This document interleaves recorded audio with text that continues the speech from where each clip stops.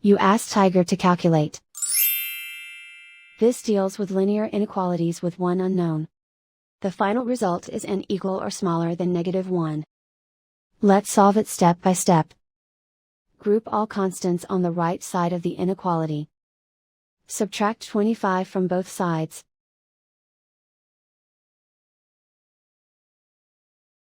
Group like terms.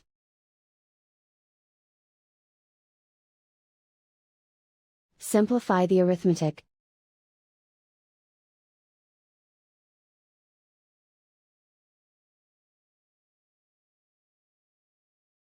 Isolate the n. Divide both sides by -50. Whenever you multiply or divide by a negative, reverse the inequality sign.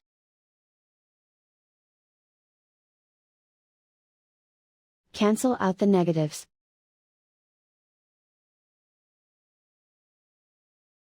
Simplify the fraction.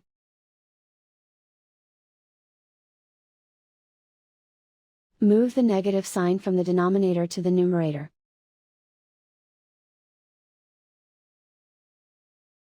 Simplify the fraction.